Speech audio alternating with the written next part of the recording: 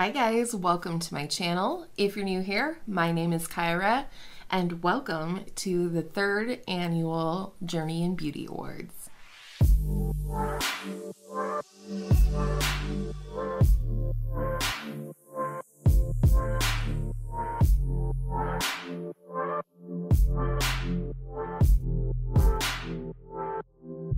I want to quickly say a very special welcome to you if you're new here or not. I hope if you haven't already, you'll consider subscribing before you leave today. I think you're going to love this video. Like I said, this is the 3rd year doing this little awards program. These tend to be a lot longer than normal. So I hope you will sit back and enjoy, and we better get into it because we have a lot of ground to cover today. Now, if you've never watched one of these videos from me before, I do a couple of fun awards and then I talk about some like MVPs, most valuable products in different categories throughout the year. So we're going to start off with a couple of fun ones. And the first one is Best Actor or Actress in a Leading Role. And those are my favorite brands from the year. Starting with the best affordable brand of the year, that was very much e.l.f. Cosmetics for me. 2020, e.l.f. really just stepped up their game. They moved forward from sort of this standard, inexpensive starter makeup kind of brand into a brand that rivals not only other drugstore brands, but high-end brands as well. One of the most recent releases that I haven't gotten a chance to try yet is their new CC cream, which is very reminiscent of the It Cosmetics CC cream. So I may try that at one point, but otherwise, e.l.f. was the best affordable brand of the year. And then I kind of have high-end and luxury. I gave an award for each, but both of these kind of fall into both categories, if you ask me, depending on the purchase you're making. So the best high-end brand of the year for me was Natasha Denona. I expanded my Natasha Denona shadow collection quite a bit this year. I am loving that she's introducing the more midi-size palettes, which are quite a bit more affordable for a lot of us, and I still love her 5-pan palettes as well for that reason. So yeah, Natasha Denona really did it for me this year with her palettes. And then, of course, my favorite luxury brand for the year is Charlotte Tilbury. This was the beginning of my Charlotte Tilbury journey in 2020. I had never tried her makeup before, but this year I think I started with the contour wand, if I remember correctly, and it just took off from there. I have a lot of Charlotte Tilbury makeup, and it's just standout makeup to me. Some of my favorite products this year come from Charlotte Tilbury, and that's why she's the best luxury brand in my opinion. I also will mention that all of the makeup on my face today come from these awards in one way or another. So I will have down in the description box links to all the products I talk about today, but I will have an asterisk next to the products that are on my face, but I'll also try to tell you along the way. Next award is Best Actor or Actress in a Supporting Role, and for me this is tools and brushes. I have 2 brushes that I really want to share with you today that I discovered in 2020 and are now absolutely essential to my daily routine. The first one is this beautiful powder brush from Sonia Kashuk. This is the large powder brush. Not only is it just the softest thing that I've ever put on my face, but it fit the need that I was looking for in a powder brush. I wanted something fluffy, but a little bit more firm and dense because I tend to like to buff powder onto my skin, especially if I'm using a loose powder or a mineral powder or something like that. This really has become such a part of my routine that I feel like I can put like most of my other powder brushes away, and I looked for a powder brush like this for quite a long time, and of course I could find one for $50 or $60, but I know that there are good brushes that come from the drugstore or even high-end brands that don't cost an arm and a leg. So I do love and recommend this one. And then the thing that I thought I needed and then thought I didn't need and then found out I did need this concealer brush from Eco Tools. It is the micro blending brush.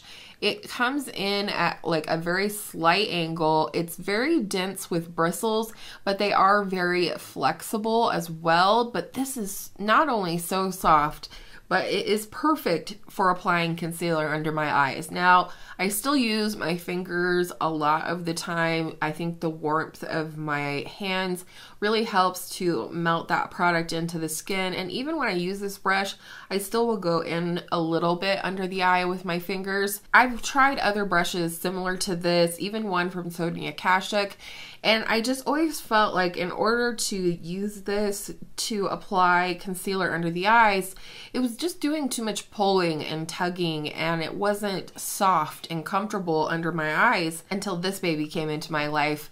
And now I'm hooked. I did receive this in a set of brushes from Eco Tools. It just had a handful of brushes, and I was like, you know what the hey, and I tried it, and I am so glad I did, because this was a tool that I was searching for and longing for a long time as well, and I finally found it, and it's affordable. I'll link it if I can separately, but if not, I will link the set. All right, next is Best On-Screen Duo, and that is two products that work together to make me feel flawless and look flawless on camera. And for me, it is 100% the Missha Perfect Cover BB Cream and the Hourglass Veil Translucent Setting Powder. And right now I'm still mixing shades 23 and 27, and this is the duo that I'm wearing on my face today. This is absolutely perfect. It's not matte, but it's not so dewy that I worry about it sliding off of my combination skin at any point in the day. It looks like skin. Obviously, you could build it up to whatever coverage you want, but I end up using about a full pump in between the two, or if I'm just using my lighter shade. So I love it. I love the finish. It lasts on my skin all day, which is something that is hit or miss with other BB creams I've tried. And then to top it with this Hourglass powder is perfect. This is just the right amount of setting for this product. This product, like I said, it's not matte, but it's not dewy either. If it was more dewy, I would absolutely have to set it down, and probably with something a little more sturdy, if you will, like the Laura Mercier translucent loose setting powder. But this one is so light and so finely milled that it doesn't look like I've powdered my skin, but it does give the effect of having powdered my skin a little bit in terms of longevity, and that is why these two are the perfect on-screen duo. All right, so we're gonna get into some of the best eyeshadow palettes a little bit later on, but the next category is the best couple, and for me, that is the best palette combination that I found this year, and 100% for me, and of course, they're kind of made to go together. But they are the Persona Identity palettes, #1 and #2.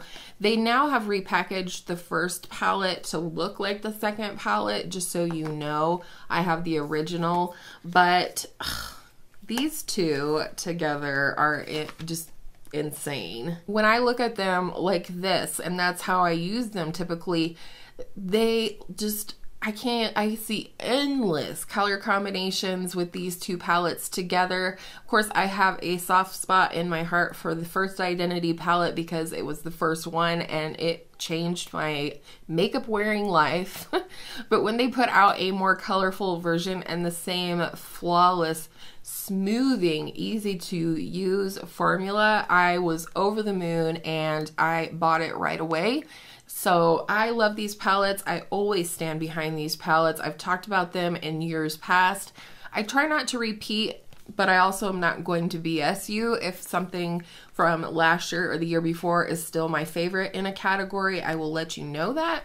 But these two together is what is really special. Now, I don't do a whole lot of skincare reviews or, you know, product kind of things on my channel other than when I review my trash in my empties videos, but I do always name one hero product for the year, which is a life-saving skin product. And this year I discovered the brand The Inky List at Sephora. And I highly recommend this brand if you're looking for beautiful but straightforward skincare. If you're new at skincare, they have these little dots on their packaging and it tells you like which step of your routine that this product is for, and it shows you which order to do your skincare, which is phenomenal. That's the #1 question I get when I do talk about skincare, is where to insert a certain product into one's routine. So that's another great thing, but also this stuff is cheap. Not quite as cheap as The Ordinary, but these are, in my opinion, they far surpass anything I ever tried from The Ordinary, but it's got the same kind of premise, and that is that they're just clean, straightforward ingredients, no fluff, no fragrance. So this particular product is my nighttime moisturizer. It's the Peptide moisturizer, and it says that it helps to reduce the signs of aging.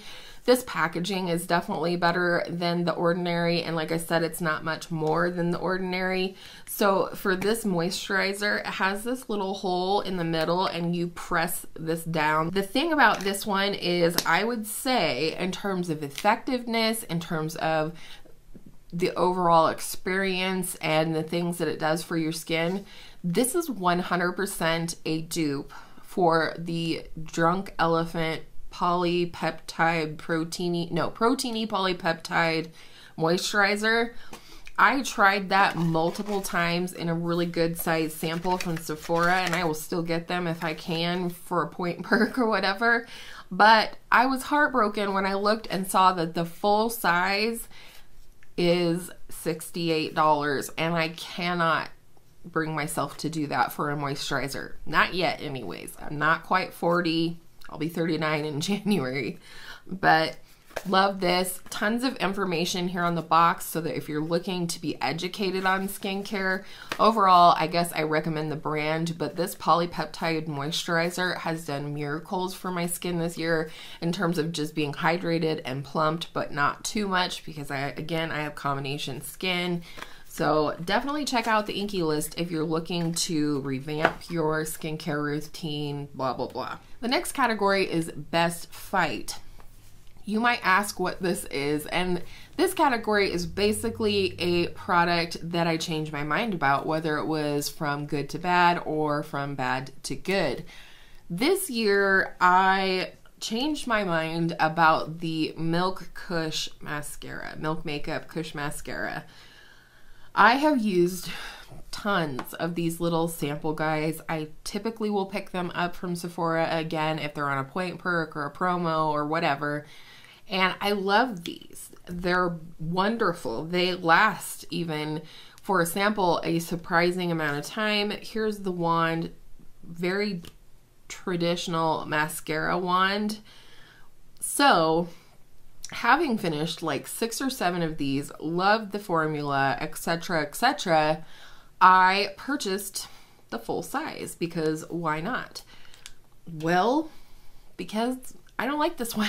And I know you guys have mentioned this down in the comments, and I did talk about this in my year-long makeup empties if you missed it. But first of all, the, what do you call it? The stopper inside of this, not a good stopper. It comes out gooped with product. It is gooped with product around the component right here, which you can't see because I'm not holding it up. The formula seems the same, but again, with the stopper not being a good stopper, it just comes out gooped, and I just don't get the same experience with the full size that I got with the mini. And I mean, I've tried for months to make this work for me in a way that I like a mascara to work for me, in the way that the sample works for me. Alas, it's a no-go. And then the last fun category before we get into some MVPs is the best movie of the year. And for me, this is my favorite video that I filmed in 2020. And I'm going to link this down in the description box for you as well as up in the cards. But for me, I had so much fun doing the iconic 1940s makeup look and history video.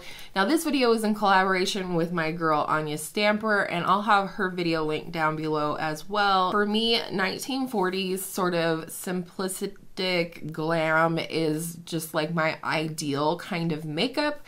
And so I just had a lot of fun. But the thing that I threw in on that video is some of the history of the 1940s and why the makeup was the way it was, why women wore certain products and not others. We're talking about wartime here, and so it just was so fascinating to me. I loved doing the look as well as learning and sharing about the 1940s iconic makeup shebang. Let's get into some most valuable products here. Now the first one is best primer, and for me the two categories I like to cover are matte and glowy. I like a matte primer. I need a matte primer during the summer, and this year the one that really surprised me as well as impressed me was the e.l.f. matte putty primer. I have the regular and I do like it, and it works for me during the cooler months of the year, but more often than not, I need something a little bit mattifying, but not something that accentuates texture or lines. It's just this white sort of putty product, and it's just very much like the original putty primer and or the Tatcha Silk Canvas primer, and it works really well. In fact, I would say this works better for me than the original putty primer or the Tatcha Silk Canvas, because it not only helps to perfect, fill in pores, protect my skin from the makeup I put on top of the primer, but it does keep my oils at bay without looking dry, causing my makeup to look cakey or anything like that. So if you have combination to oily skin, I would recommend this one. For a glowy primer, it's hands down, and it is the one I'm wearing today. It is the Charlotte Tilbury Hollywood Flawless Filter. I have mine in the shade 3 Light Medium, and this is gorgeous. I'm going to resist the urge to swatch things today, or we'll be here even longer, because you know your girl likes to talk. What is going on with my hair exactly? I'm not happy with it, and here my makeup looks so nice. Anyhoozle. This is beautiful. I love it for a primer, but I also love it as a liquid highlight. Sometimes I do it both. I'll put it under my foundation and then I'll put it over my foundation. Today I'm just wearing this under my foundation, which just really gives my skin a nice glow. I apply this in the places where I would apply highlighter, not all over my face like a regular primer necessarily. I just kind of spot prime with this, but it is beautiful, and it's a product that I, kind of hesitated on because it's expensive, right? And so many people make a fuss out of it, and sometimes when there's that much hype, you're like, it can't possibly be that good. It's that good. I am so glad I picked it up. Best foundation, and I'm not a big foundation person. I like a really light coverage. Again, I have combination skin, and on the more affordable side of things, my favorite is the Missha BB cream, and I get mine on Amazon, and it's about 10 bucks a tube, which is why I'm happy to have two different shades to mix together. Everything that I said about the best on-screen duo is the same for this. It's just perfect for me. It's really honestly the only one I need, and I could live with just this foundation for the rest of my life. The end. However, on the little bit more pricey side is the BareMinerals Complexion Rescue Tinted Hydrating Gel Cream, Broad Spectrum SPF 30, and I wear mine in the shade 5.5 Bamboo. This is exactly what it says. It's tinted, it's hydrating, and it's a gel, but it's creamy.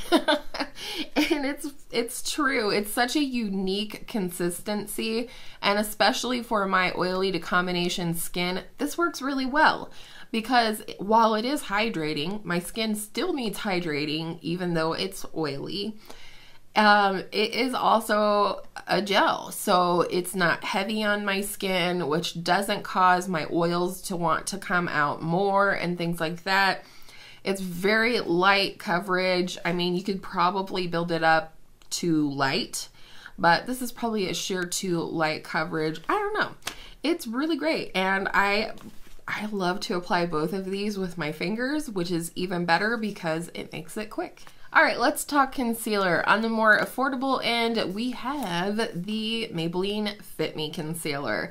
I totally discovered this year. I didn't discover it. YouTube's been telling me to buy it for years now, but I finally picked it up this year in the hunt for the great concealer, and this is definitely one of them. This is a great concealer. It's less than $5, but it's phenomenal. It is the concealer that I'm wearing today. It covers just enough without being too thick, too cakey, too full coverage.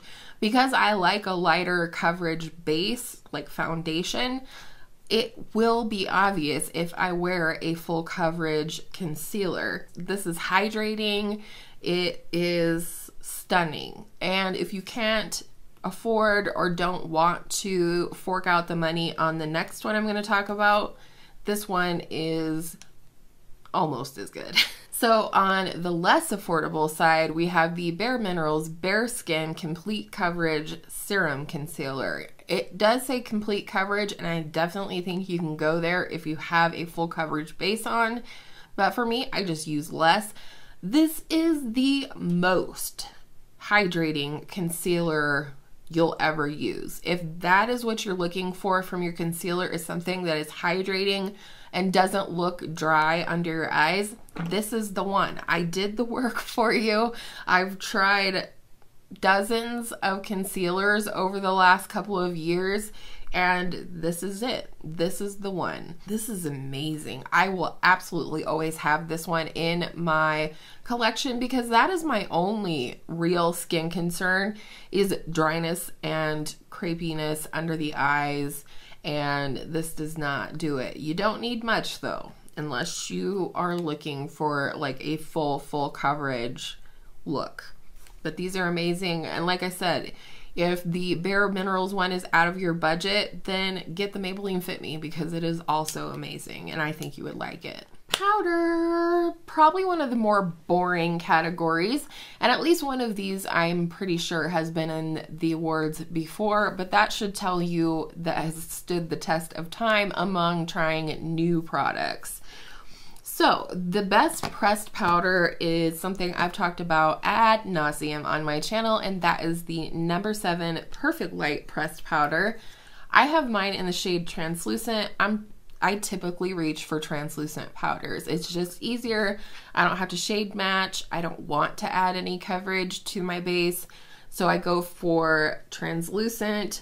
This one is even beautiful under the eyes, although I will mention another one in a minute that works beautifully under the eyes. I apply this using my ring finger. I pick up a little bit of powder. I start on the outer part of my eye and work in and press the powder onto my under eye, and I never get too much powder. I love this. It sets my skin without making it look powdery, but it is set. It will stay there all day. I've been using this for years, even before my channel, so that should tell you how much I love this, because this is the end of my 3rd year on YouTube. Yikes. So if you are normal to oily skin, I would recommend this powder to you. However, I do love another No. 7 powder, and it is their Triple Action Lift and Illuminate finishing powder. This is a translucent powder, but they do have a couple of different shades, and this is the light shade. This has been thrown around as a dupe for the Charlotte Tilbury Flawless Airbrush Flawless powder. I would say in texture it is super similar.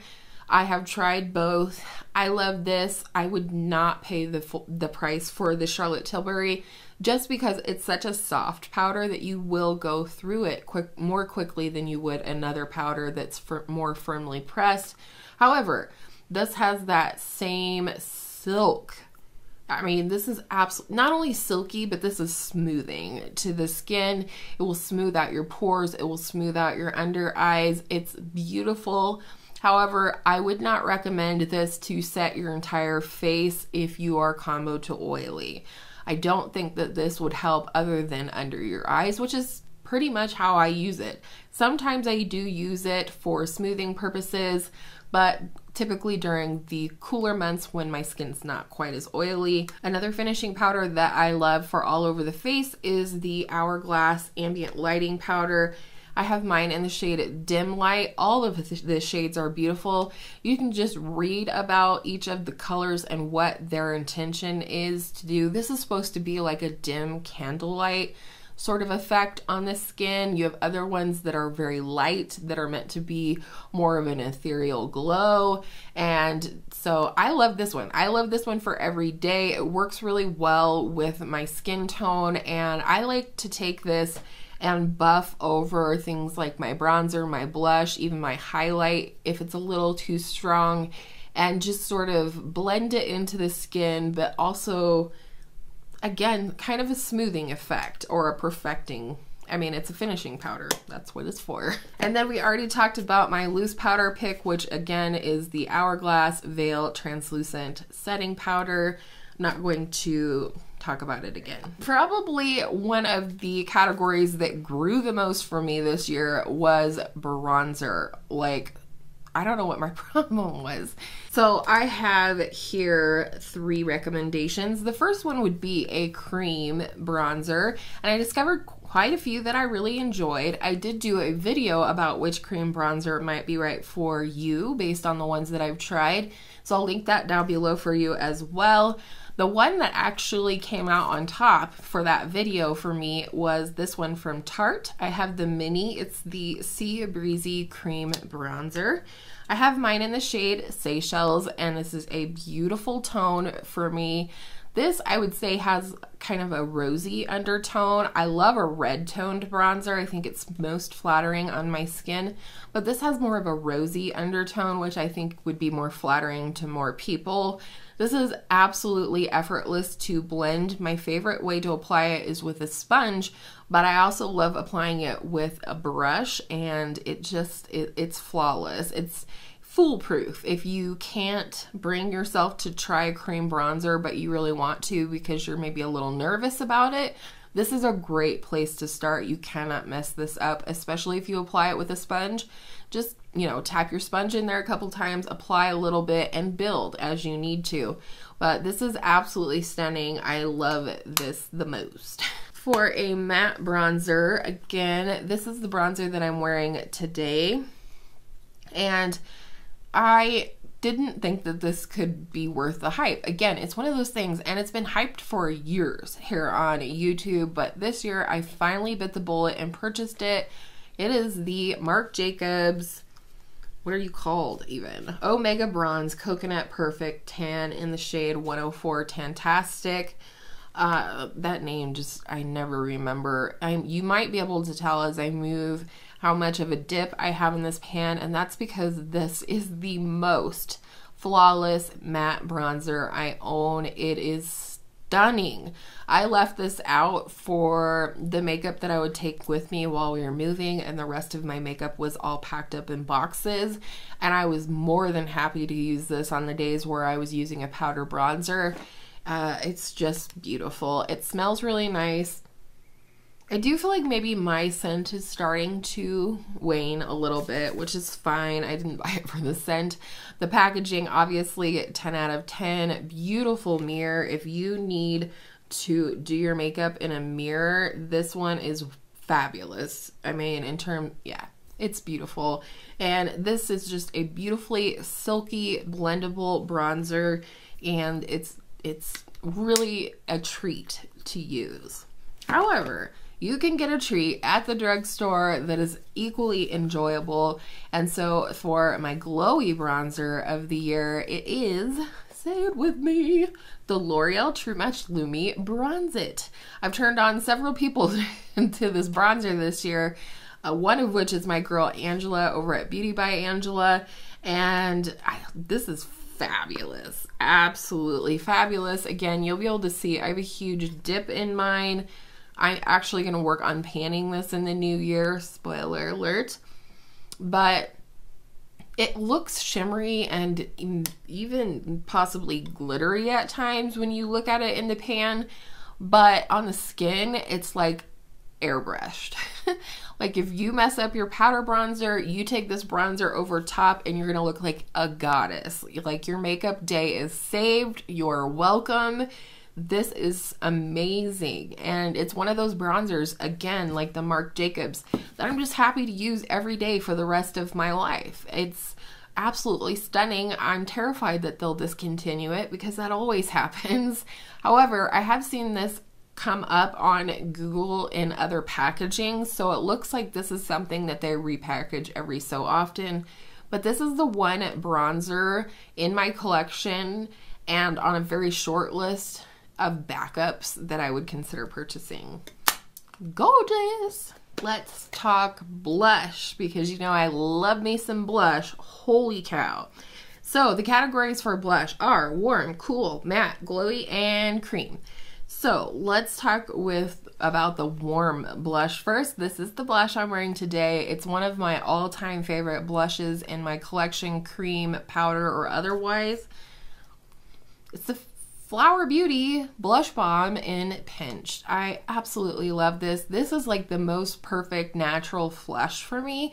It just looks like what my skin looks like when I flush for whatever reason. It is a cream, but it does dry down completely. There's no dewiness or stickiness left behind. Very similar to the Glossier Cloud Paints. I don't care what anybody says. Very similar, okay? This is kind of a nude, and it's my favorite nude in my collection. Hands down, it's beautiful. Cool Tone is the Kosas Color and Light Creme in the shade 8th Muse. I love these. I did buy another shade way as well in Velvet Melon that's got more of a peachy blush and more of a golden highlight. These are gorgeous. I most prefer to apply them with my fingers, but I also think they work fine with a sponge or a brush. These are an interesting formula. It's almost a formula that you kind of need to warm up in the pan before you apply it, which is why I prefer to apply it with my fingers. And for me, that leads to a really, really long-lasting cream cheek application. And it's so, so pretty. Best matte blush of the year, and surprisingly enough, it is also a cream. It is the Nude Sticks Nudies Matte All Over Face Bronze Color. I have mine in the shade Beach Babe, if I didn't say that. And I used the snot out of this summer. This is like my perfect been out in the sun on the edge of a sunburn color. It's stunning. I just adore this. I can draw this right onto my cheeks. I can use a sponge. I can use a brush. I can use my fingers.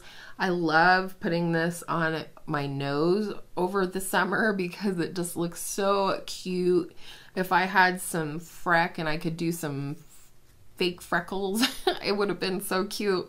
I just love this blush. And I don't know, at first I was really tempted to go out and buy all the nude sticks after I used this, but I feel like I bought the perfect one for myself. I'm definitely curious about their highlighter formula, but for me, this was a winner chicken dinner this year.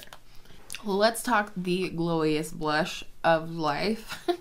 Not maybe the glowiest, but this was my top glowy blush for the year. It was a gift from my hubby for our anniversary in March. They opened a Sephora in our city, which is kind of surprising because we live in a really small city. But he took me for our anniversary to the brand new Sephora to pick out a couple of things, and he actually picked this one out for me because it looks like a boob. Yes, we're all familiar with the boob blushes from Charlotte Tilbury, but they're actually called the Cheek to Chic Swish and Glow Blusher, and that's exactly what this is.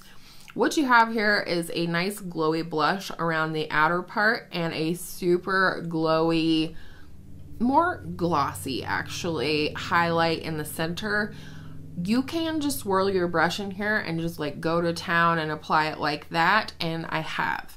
My favorite way to apply this is to first apply the blush full on to my cheeks, how I want it to look, and then go in with this highlighter just on the very top of the cheekbones, and it is gorgeous. It's like glossy across your cheeks, and I just can't even stand it. I don't know if all of these are like this, but this one is super special, and I'm really glad that I picked it up. Or that my hubby picked it out, you know? And then lastly, for cream, these honestly would be the blush of the year for me, and I have seen this blush on several other people's award videos. For me, I just was obsessed with the MAC Glow Play blushes. I have 3 shades here. The first one I purchased was Cheeky Devil, and this is kind of a really pretty soft glowy pink, as you can see. Then I picked up the one that everybody talks about, especially Jessica Braun, and she drags me in every single time, and that is So Natural, another stunning nude blush. All of these, I wouldn't say, they're not glowy, but they have a luminous quality to them, if you know what I mean. And then the one that I picked up most recently, and honestly have only worn a couple of times, is this shade in Cheer Up, which is a beautiful sort of peachy coral shade. So these are the 3 I picked up. These are super cool, a little reminiscent of the ColourPop Super Shock Cheeks.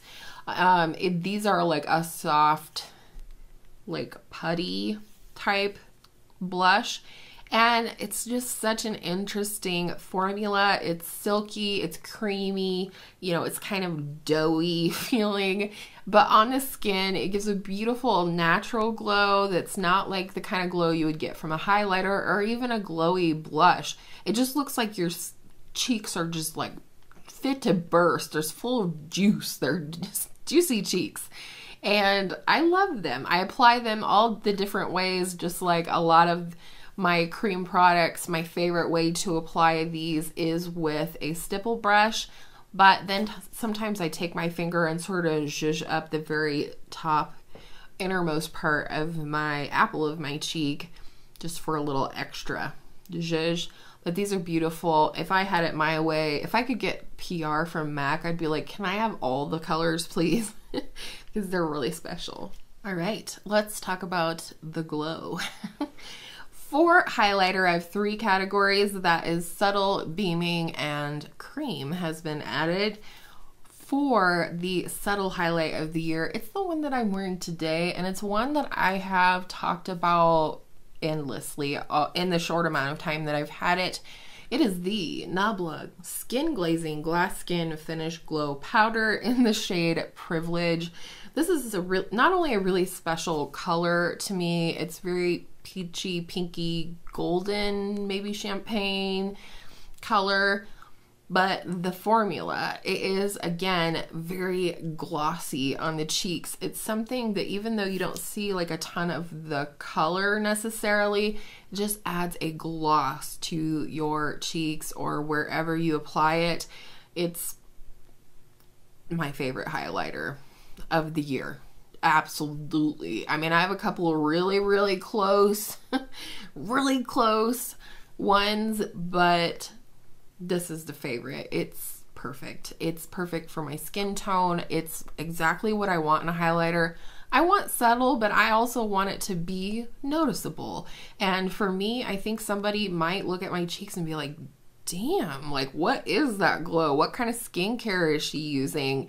And for me, that's the perfect highlighter. For beaming, this was also, I think, a 2020 purchase, and it was a recommendation from both Arna Elaine here on YouTube as well as Jessica Braun, and that is the MAC Extra Dimension Skin Finish in the shade Double Gleam. This is so pretty. It kind of flips between gold, champagne, and silver, and this is the one thing I will swatch for you because you just can't get the effect without seeing this. This is beaming. It is so shiny and beautiful, but at the same time, because it's like that baked gelée formula, it's very smooth and blendable, and that's how I use this. You know, it's not very often that I would go out and about with this full force on my cheekbones, maybe for a party or something. And I'm not a prude, that's not the point. But if I use this with a smaller, a little bit more dense brush than the fluffy ones I would typically use on my cheeks and buff it into my cheeks, it is the most beautiful highlight. I'm so glad that I got to try this year and that I did take the recommendation, because this is definitely a favorite. And then for cream highlighters, we have a double winner, and that is the Charlotte Tilbury Hollywood Flawless Filter, again in the shade 3 light medium. And I love this. It, like I said, I'll wear it under my foundation as primer, or I'll wear it over as highlight, or I might do both. And this is a fantastic multitasking product. So let's talk quickly about my favorite face palette of the year. I'm sure some of you have seen me use this a lot, and that is the Smashbox Kelly Contour Palette. For me, this is just perfect. You have a contour shade, a bronzing shade, 2 highlighters, a mattifying powder that's sort of a banana shade, and a very neutral blush. I love to combine shades within here. Sometimes if I want a glowy bronzer, I'll dip into the highlight and then into the bronzer, and it's beautiful. I mean, there's just, I will mix these 2 highlights together to get the perfect shade. It's just fabulous, and I'm so glad that I did end up picking it up, because this had a real moment and then it was like, it was gone. Now I hear people talking about it more, but you know, it kind of plateaued for a while there, and that's actually when I picked it up, and I'm really glad I did, because it's fantastic. Best mascaras of the year, I have 2. One more affordable, and that is the mascara I'm actually wearing today. I repurchased it. This is the CoverGirl Exhibitionist mascara. I love this mascara. It is perfect. It has a beautiful hourglass wand. I like the formula. The formula is light enough that it really allows for those like fluttery, feathery lashes, which is always what I'm looking for. I want length, and then I just want it to look flirty and, you know, semi-natural. Beautiful. And her little bit more expensive twin sister, because these are really similar, is the BareMinerals Lashtopia mascara. I use the snot out of this like to the last drop. This is a very typical mascara wand, but there's something special about the formula that again gives length, gives separation and definition, which is the triple threat for me when it comes to mascaras. All right, let's talk lippies, and then it'll be eyeshadow palettes. I don't typically get too excited about lip liners, but something called to me about the Milani Understatement lip liners this year. I think I just heard some of my favorite YouTubers talking about them, as well as this specific shade, which is Nude Entrance. It's the lip liner I'm wearing today. It's a beautiful nude lip liner. You won't be able to tell anything about this unless I swatch it, but it's a beautiful nude with a touch of rose to it, and I just love it. The thing about these that's really cool is they're super creamy. You just apply them slick as snot, almost like a matte lipstick, and they're creamy, but when they set down, that puppy is set. It's going to last you way longer than a lot of lip liners. And honestly, I think I'm cool with this one versus getting Iconic Nude from Charlotte Tilbury that I thought about purchasing. I think this is great, and it's way cheaper. For lipstick of the year, this is the lipstick I'm wearing today. Again, something that my hubby picked out. Apparently he has a really good taste in makeup. It's from Charlotte Tilbury. This is her Matte Revolution formula, and it is in the shade Bond Girl. I need to reapply.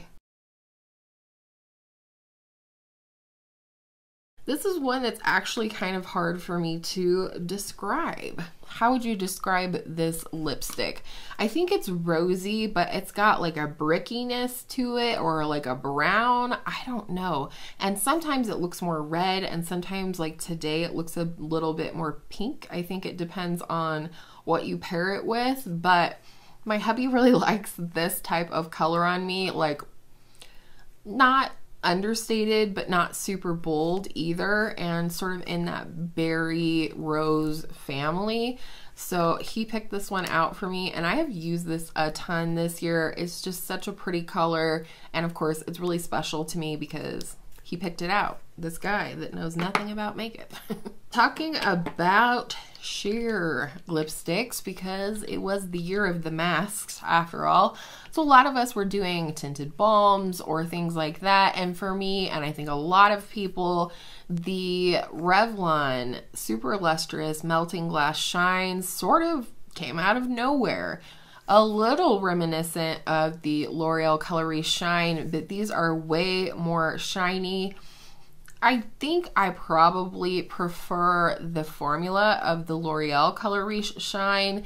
It's shiny, but it's not like melty, and these kind of are.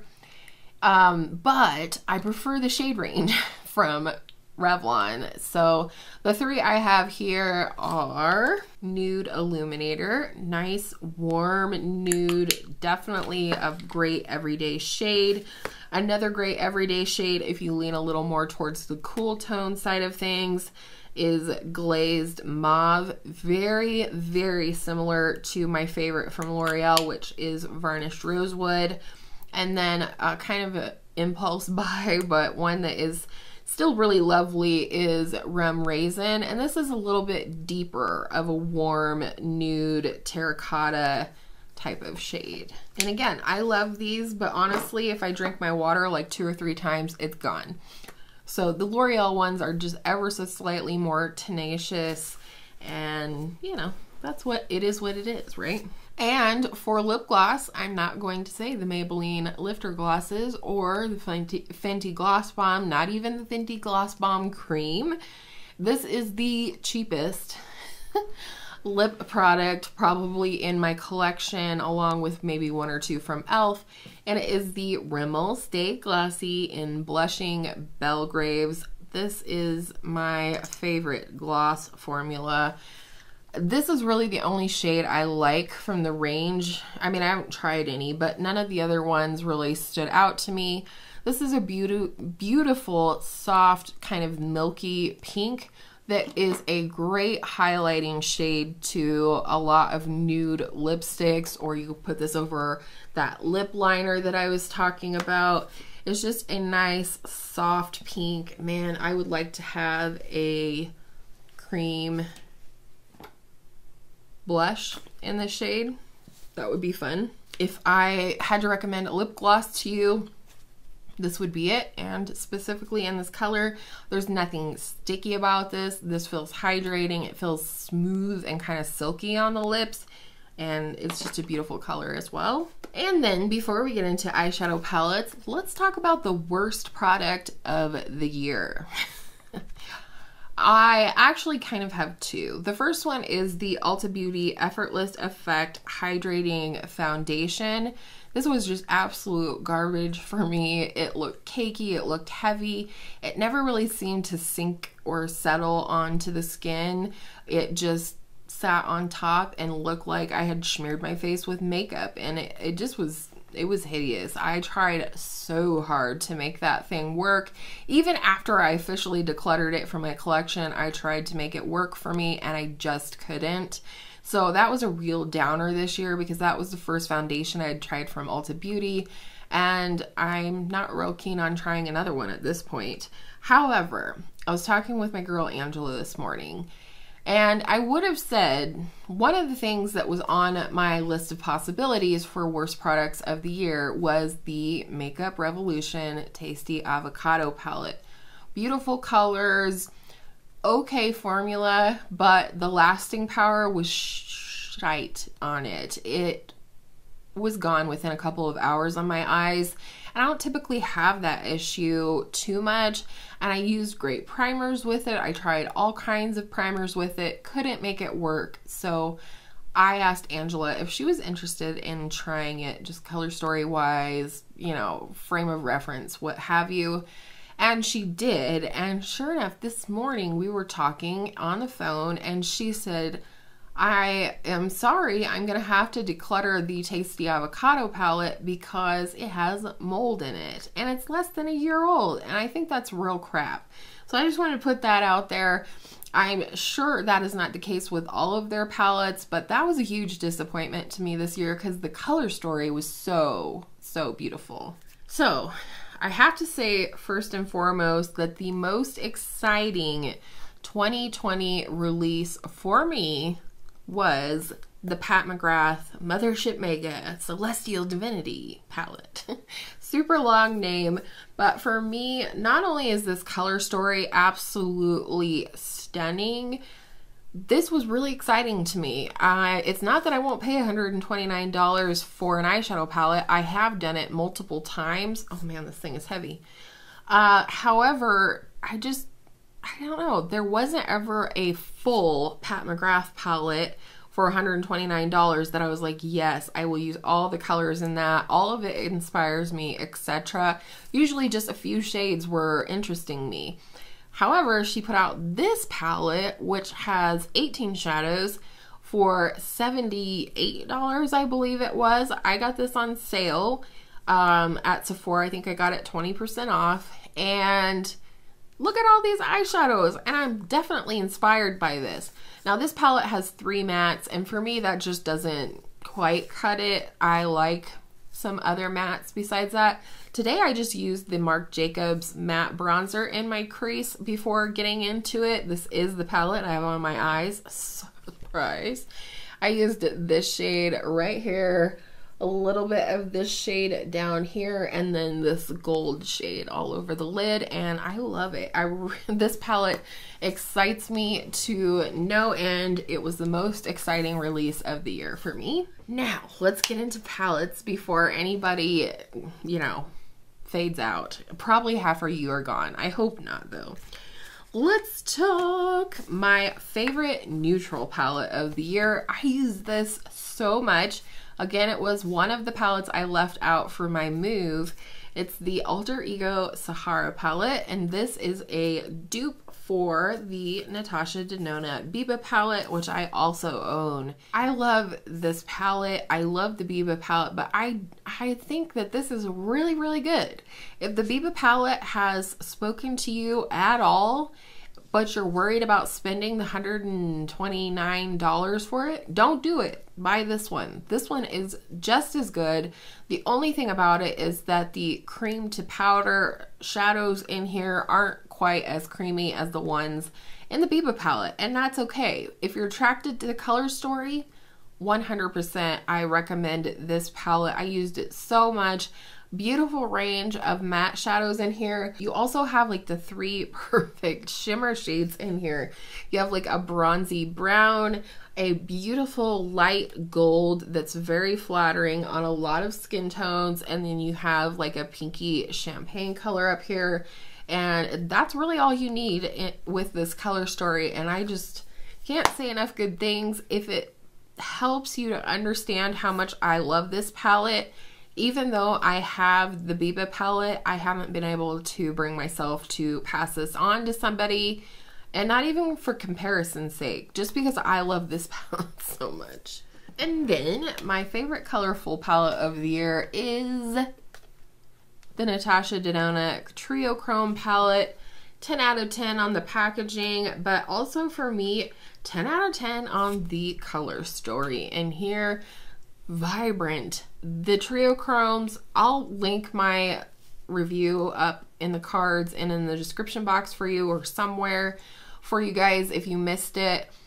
I don't know that I would call these 3 colors Trio Chromes or multi-chromes. I would definitely say they're duochromes, but that doesn't even matter to me because they're still beautiful colors, and I love, love, love the mattes in this palette. I love Natasha Denona mattes, period.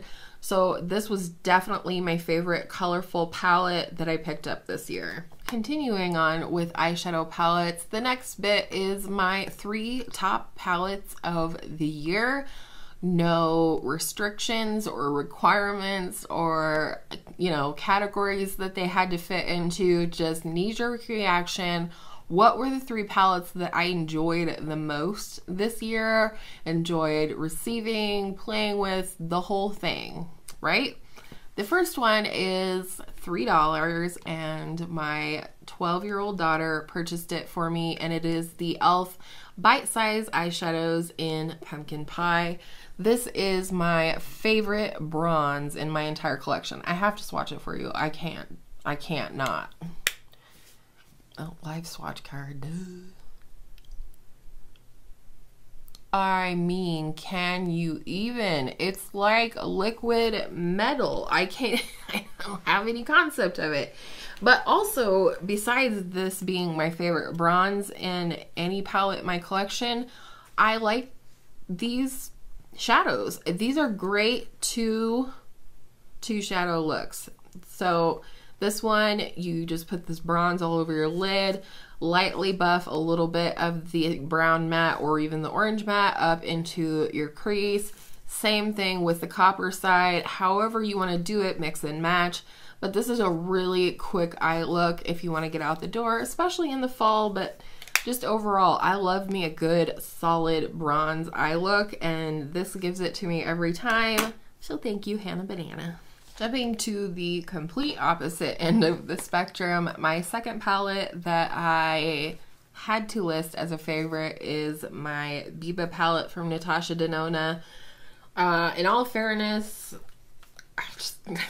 this is awesome. It's definitely better than the Alter Ego one, but the Alter Ego one is really, really great. This is just phenomenal. I love cream to powder shadows in here. I love the tones. The tones are just a little bit more perfected in here, if you will, over the Alter Ego option.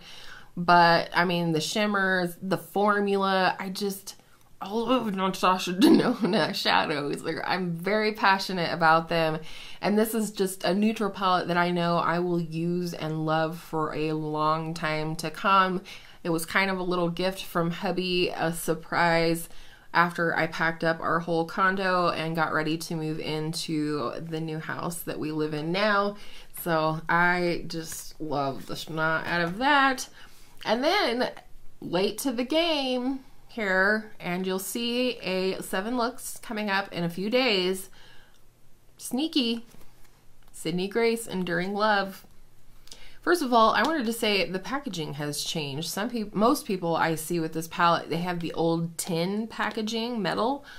This is just a nice, sleek cardboard palette, and I think that's lovely. Open Sesame. And this is beautiful. I mean, the shimmers in here and the matte formula and everything. The pairings of the couples. This is Enduring Love. And so you've got Romeo and Juliet. You've got Darcy and Elizabeth from Pride and Prejudice. You have Albert and Victoria, which is Queen Victoria. You have Boaz and Ruth is actually my favorite female character in the Bible. I love her. Not character, woman, you know. You've got John and Abigail Adams. And then you have Robert and Deanna, which is Heather, who is the owner or what have you of Sydney Grace. Those are her parents' names. So, and then down the middle, you have some very key things for a marriage, and that is devotion, passion, and cherish. So this one snuck in at the end, but wowza, that is some damn good eyeshadow. Some of the best I've tried this year. And the very last category, not a moment too soon because I am starving. I like to make a prediction for the following year on something that will be a favorite, whether it's included in the awards or not. And then I like to come back, see if I was right, and make another prediction for next year. So my prediction for this year was the Charlotte Tilbury Eyes to Mesmerize Cream Shadow and the shade Marie Antoinette. This is something special. Oh man. I can't even. I just love this shadow. It's beautiful every day, one and done. You know, put it all over the lid, take a little duo fiber brush and buff it up into the crease, and you're good to go. Works great as a base if you need, you know, you want something like that as a base as well. Definitely a favorite. Not included in the awards. If I had to pick a favorite cream shadow, it would 100% be this one. And for my prediction for next year, this one again kind of snuck in at the end of this year and is quickly becoming a like die-hard favorite for me, and it's a highlighter, which is, you know, the smallest category in my collection. Not something I get too excited about, and that is the Charlotte Tilbury Hollywood Superstar Glow Highlighter. This is allegedly limited edition. Beautiful, beautiful packaging, just like her bronzer that's in the similar packaging. Beautiful embossing. I don't, oh, there, maybe you can see the embossing on here. And I love this. This is a lot like the Nabla one in terms of what it does to the skin. It's kind of over here. And that is that it is kind of like a gloss. Again, I talked about the Nabla one. It doesn't have a ton of pigment to where it looks like a stripe on your cheek. It just adds a gleam or a gloss to the skin that is just beautiful. This is a massive highlighter, so I fully intend to get my use out of it. And I love this, and I think I'm going to love it all through the year of 2021. And that, my friends, is totally a wrap. That was a long bit. If you made it to the very end of this video, please put a sunshine emoji down in the comments section so I know who you are, and I will send you a virtual hug because I appreciate you sticking it out through the end. I love talking about my makeup, and especially the makeup that I feel passionately about, and that's what this Journey in Beauty Awards is all about. I hope you guys had a, you know, best as it could be 2020. I'll leave it there. 2020, regardless of the COVID virus, has actually been a huge year of blessings for us, and so we count ourselves like extremely lucky, outstandingly lucky.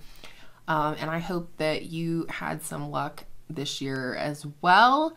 I will see you in 2021 with some brand new content, and I hope all of your makeup days are absolutely outstandingly beautiful makeup days, and I will see you next year.